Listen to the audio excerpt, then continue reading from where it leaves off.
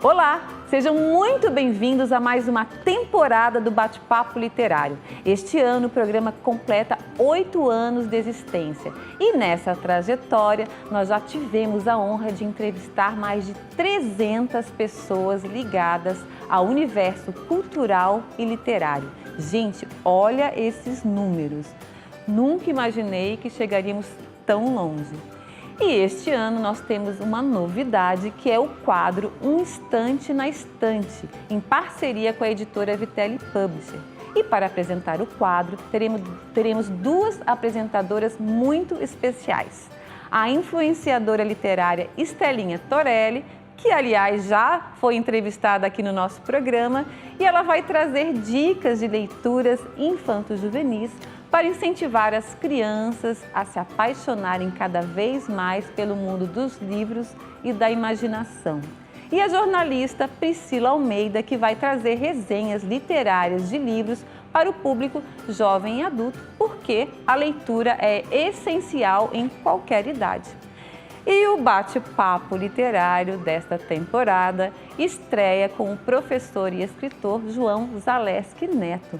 E ele veio falar do primeiro volume do seu romance histórico intitulado Terra de Ninguém, que conta a história da jornada épica dos imigrantes do século XIX para o território que foi palco da Guerra do Contestado. Professor João Zaleski, seja muito bem-vindo ao Bate-Papo Literário. É um prazer estar aqui, é uma satisfação muito grande, né? Ter essa oportunidade, essa vitrine, onde eu posso falar um pouquinho sobre o meu livro, né? Meu romance em 2 volumes, minha estreia na ficção histórica, Terra de Ninguém. E estamos estreando agora 2024, essa temporada, com o senhor. Olha que privilégio, que maravilha. Que maravilha, muito feliz. Obrigado. É uma honra, fico muito satisfeito de ter essa oportunidade de estar aqui. Né? Nós também. Eu estou aqui com um livro, vou mostrar para vocês, Terra de Ninguém, muito bem feito, começando pela capa, né? Aqui tem o mapa. Sim, a capa mostra os vapores, né, vindo da Europa e dos Estados Unidos, trazendo os imigrantes aqui para o território do contestado. Esse primeiro volume, ele é dividido assim, basicamente em 4 momentos geográficos diferentes. Né? Nós temos ali, primeiro, um imigrante alemão, né, mecânico, ele que trabalhou junto da fábrica do Carl Benz, o inventor do automóvel, e na ficção ele participa da viagem histórica, a primeira viagem longa de um automóvel feita pela Berta Benz, que era a esposa do Carl Benz, né? E como o Carl Benz, ele era um mecânico extraordinário, era um cara fantástico, mas ele não era muito bom para negócios, e a Berta Benz supria essa lacuna dele. Então, como ele estava com dificuldade de conseguir financiamento para produzir os inventos dele, a Berta Benz chamou para si essa responsabilidade e fez uma viagem épica de 130 quilômetros, com um dos primeiros modelos que ele tinha, e a partir dali chamou atenção para o invento dele. Né? E nessa viagem, ela enfrentou várias dificuldades técnicas e resolveu esses problemas técnicos, né? Como inventando o freio à lona, desentupindo... Eu adorei essa passagem. Desentupindo o carburador com um pino de cabelo, tá, isso isolando não é ficção. fios... Não. Isso não é ficção? Não é ficção. Eu amei uma mulher no final do século XIX, né? Sim, ainda não era século XX, fazendo uma viagem de 130 quilômetros com um carro que recém tinha sido inventado, né, pelo Benz, Carl Benz, é o marido dela. Gente, que coragem! E ela fez aquilo, a revelia dele, porque ela não tinha licença para trafegar, ninguém sabia o que era um automóvel, né? Então ela entra nas vilas com aquele calhambeque, fazendo barulho e tal, assustando o cavalo e buscando no apotecário benzina, porque era movido não tinha posto de gasolina, então era na farmácia que ela obtinha aquilo. e arrumando os problemas técnicos, né? Isolando fio elétrico que estava dando curto com a liga Sim. da meia, e foi com os 2 filhos, né? E fez essa viagem extraordinária. Maravilhoso. Né? Então, essa é uma passagem muito legal do livro, eu Aham. gostei demais. Assim. Isso. E eu não tinha ideia que era, porque na verdade é um romance ficcional, Sim. o livro, né? Aham. Que conta a história desses imigrantes, né? Um deles, né, é esse personagem que... Hugo Meyerbeck, um alemão. O alemão, né? Que vem ali para a região de Curitiba, curitibanos e tal. E também outras famílias, né? Que vêm também de Varsóvia, Isso. Né, dos Estados Unidos, de Orleans ali, não é? Isso, do Panhandle, do Texas, né? Do Ranger Texas, texano. do Texas e também do norte do Brasil. E essas famílias se encontram, né, no final do século XIX, início do século XX, nessa região que foi palco da Guerra do Contestado. Isso. Mas primeiro eu quero saber o seguinte, como é que surgiu a ideia de escrever esse romance? Isso. Como eu tenho uma paixão assim, por genealogia e história de família, vinha colecionando objetos de família, fotos, e meio que essas fotos, esses objetos, à medida que eu ia pesquisando, eles começaram a falar e contar suas histórias. Né? Então a base é um romance histórico de ficção, mas a base está na família. Então eu realmente tive um trisavô, que era o Hugo, que era mecânico, foi mecânico da Lamber, mecânico-chefe da Lamber, né? A maior madeireira da América do Sul, que vai estar no volume 2, né? Quando a gente tratar. E Sim. ele veio da Alemanha, ele casou-se por procuração, conforme vai ser contado, está no livro. conforme está no livro. Né? E ele se instalou primeiro na Companhia Paulista de Ferrovias, lá em São Paulo, e depois veio para Lamber. A filha dele casou-se com um americano que fazia a segurança da Lamber, que eu ficcionei como o texano, Ranger texano. Né? Esse veio, então, embarcou em Nova Orleans, em New Orleans, né? New Orleans, e veio para cá. Da parte dos poloneses, né, eu tenho um antepassado que teve que sair da Polônia porque ela estava ocupada e dividida, estava na mão dos russos, e os russos, para resolver o problema polonês, obrigava os polacos a servir o exército russo durante 25 anos, e proibido de casar. Né? Então, o meu trisavô, com 14 anos, já veio da Polônia para cá para não ter que servir o exército russo. Ele veio cedo, então. Veio cedo. Mas essas histórias de poloneses, ele contava várias, e o que eu ficcionei não era a história dele. Certo. Mas era a história de tantos outros imigrantes poloneses que estavam fugindo da ocupação russa e tal. Exatamente. Né? Então tem aí o Bolesław Krakowski, o Witoldo, que eu botei Zaleski, mas ele não era meu parente, o Witoldo Zaleski, que era o engenheiro que vai trabalhar na estrada de ferro.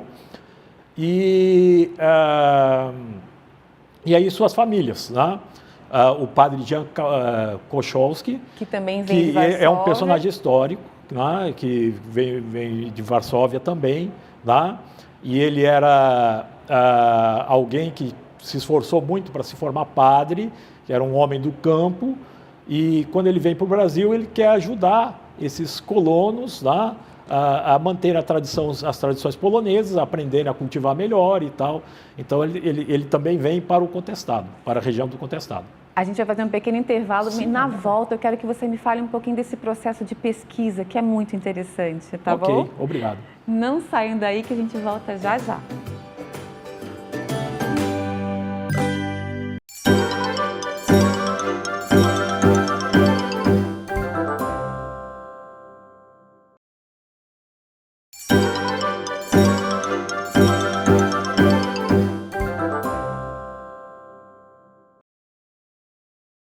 Olá, estamos de volta e no bate-papo literário de hoje eu tenho o prazer de receber o escritor João Zaleski Neto. Ele veio falar do primeiro volume do seu romance histórico intitulado Terra de Ninguém, que conta a história da jornada épica dos imigrantes do século XIX para o território que foi palco da Guerra do Contestado. João, voltando então, este então é um primeiro volume que vai ser lançado. Vamos aproveitar e falar um pouquinho sobre o lançamento, né? Ele vai ser lançado, conta pra gente que dia, o lugar. Ele está programado o primeiro dia de lançamento, dia 15 de março, na Biblioteca Municipal de Florianópolis, às 18 horas. Às 18 horas. Às 18 horas. Mas eu também estou planejando alguns eventos lá em Três Barras, né? Que é o local... Que é o local onde... da Lamber. Da Lamber. Talvez um pouco mais para frente, no Museu de Três Barras, que tem lá muitas, inclusive fotos, né, do que inspirou o meu personagem Pedro de Albuquerque, do delegado. Tem fotos dele atrás de umas trincheiras de dormente, armado, esperando para repelir um ataque possível dos caboclos, dos jagunços. Né? E essa foto está no museu de Três Barras? Está no Museu de Três Barras, e eu tenho uma cópia dela também em casa. Né? Como eu disse, os objetos começaram a falar. Né? Com certeza. Sim. O primeiro volume, então, conta a vinda destas famílias, né? É um romance ficcionado, né? Ele baseado, vamos dizer, em fatos reais, sim, né? E conta a história dessas famílias, então, para esse território que foi palco da Guerra do Contestado, que dizimou com milhões de pessoas, né? Que foi uma guerra muito sangrenta aqui em Santa Catarina e Paraná, né? 25 a 30 mil mortos na guerra, vítimas da guerra. Muita gente, né? Muita gente. Muita gente. Como é que foi esse processo de pesquisa, então? E essa parte é interessante, né? Às vezes a gente pensa, puxa, o cara entrou nessa de escrever literatura tal, e tem uma formação básica nas exatas. Mas, na verdade, eu fiz um mestrado e doutorado, e ali eu descobri meu talento de pesquisador. Eu fico muito feliz quando eu estou atrás de encontrar um livro, uma informação que eu não tenho, e às vezes eu pesquiso o mundo inteiro atrás e obtenho isso. Às vezes é uma foto, às vezes é um objeto, às vezes um livro, normalmente um livro, uma informação. E isso me deixa muito feliz. Né? Eu fico muito alegre, fico muito contente, fico excitado quando eu descubro alguma coisa. E aí, então, nesse processo de busca das histórias da família, né, eu comecei a descobrir histórias extraordinárias. Né? E vi a possibilidade de ficcionar muito. Né? E isso me deixou muito feliz. Né? E aquilo que a gente tinha conversado ali um pouquinho antes, né? Quando eu comecei a descobrir tudo isso, eu vi, puxa, eu gostaria de ter lido um livro que me contasse essas histórias. E aí alguém disse certa vez, olha, se tem um livro que você gostaria de ter lido e ele ainda não foi escrito, escreva você. Né? E aí, então, esse processo de escrever também é um processo de aprendizado. E eu gosto muito de aprender. Eu estou sempre aprendendo, estou sempre buscando coisas novas, descobertas e aprendendo e tal.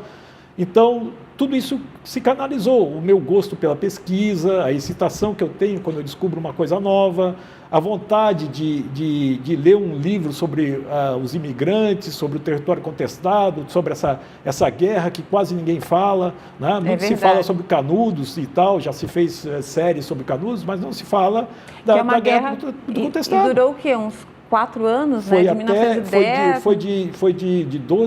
Foi quase 5 anos. Quase 5 anos. 11 a 14, né? 15. Né?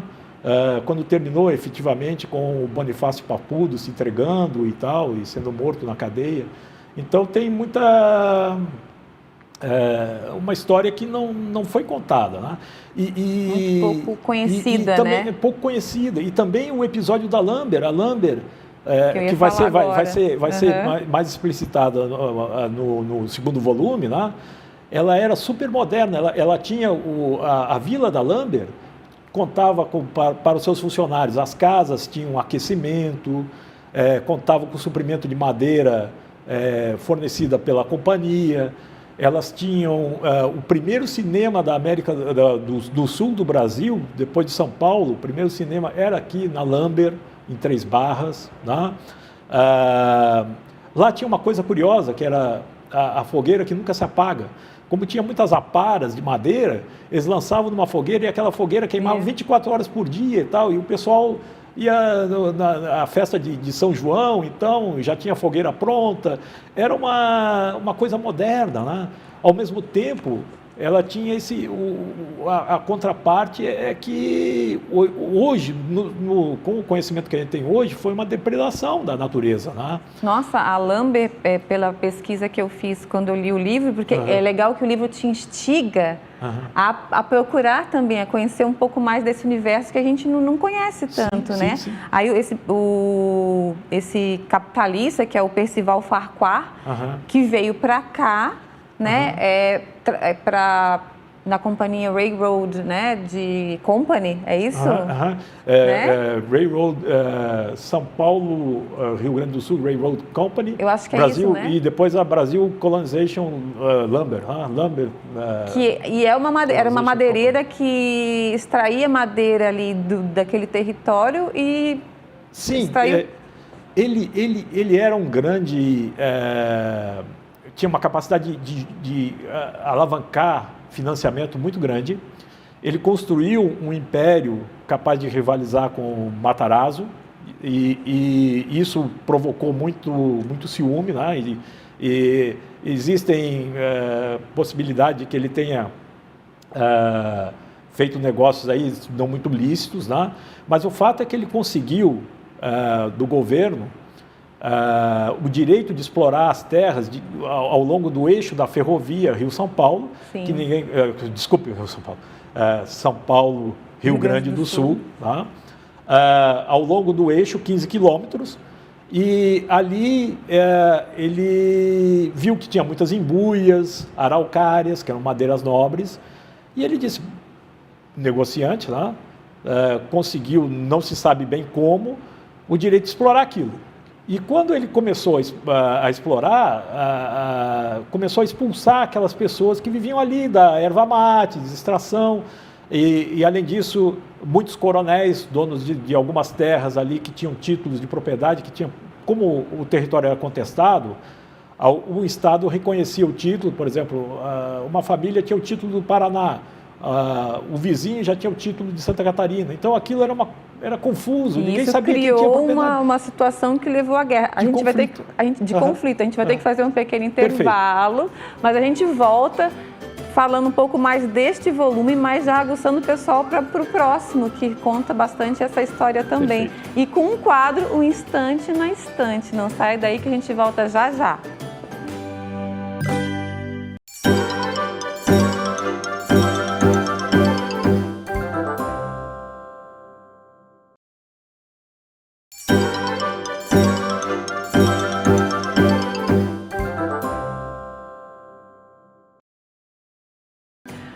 Olá, estamos de volta e no bate-papo literário de hoje eu tenho o prazer de receber o escritor João Zaleski Neto.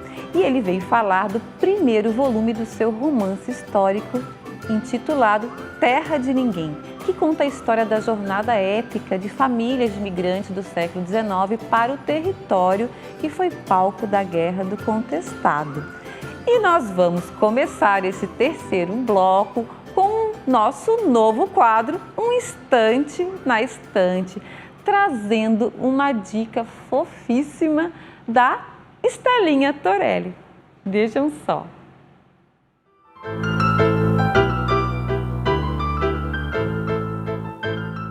Oi, gente!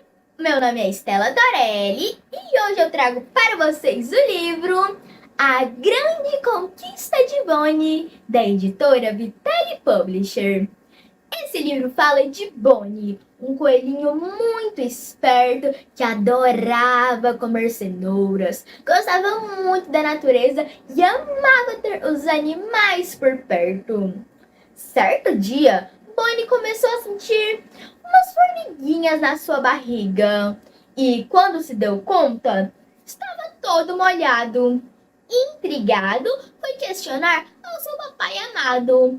Seu pai falou que tudo aquilo era muito normal e toda vez que ele começasse a sentir essas formiguinhas na barriga, ele haveria de correr muito rápido para o banheiro para não fazer xixi nas calças. Bom, no começo, Bonnie fez um xixizinho aqui, um xixizinho ali, mas com o passar do tempo, ele já aprendeu e até ficou esperando o outro xixi aparecer. E assim, Bonnie deu tchau, tchau para as fraldinhas. Espero que vocês tenham gostado.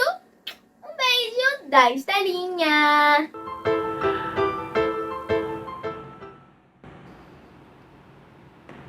Que maravilha, né? Gente, a Estelinha é demais. Gente, Ela é muito sigam a Estelinha nas redes sociais. Estelinha Torelli, com 2 L's em Estelinha, 2 L's em Torelli. E vejam as dicas maravilhosas que ela dá de leitura, de livros. Olha, sigam a Estelinha que vocês não vão se arrepender. E é de pequenininho que a gente começa a educar, né, professor? Verdade. Eu me lembro, esse gosto que eu tenho pela leitura e tal, isso me foi dado desde criança, né? Meu pai tinha biblioteca em casa, às vezes colocava prateleiras dos corredores, porque o quarto que ele tinha para livros, vivia sempre cheio de livros, ele lia em média 3 livros por semana, Maravilha. Adorava, e a gente quando criança, nós como crianças gostávamos muito de ler, começava assim com livros de infantis, né? E história em quadrinhos e tal, e dali veio o gosto. Depois eu comecei já cedo com o Érico Veríssimo, depois Hemingway, né? Agatha Christie, adorava. Eu adorava também, muito bom. É verdade. E a gente vai criando o hábito, isso abre um universo que é sensacional, que não acaba nunca mais. Verdade. Bom, nós falamos então um pouco sobre o volume 1, né, que vai ser lançado no dia 15 de março, na Biblioteca Pública de Santa Catarina, né? Às 18 horas. 18 horas. Estão todos convidados. Vamos dar uma palhinha do volume 2, porque aí no volume 1 essas famílias se encontram, né? Aqui neste território, né? Que futuramente acontece ali a Guerra do Contestado. Conta pra gente. Certo.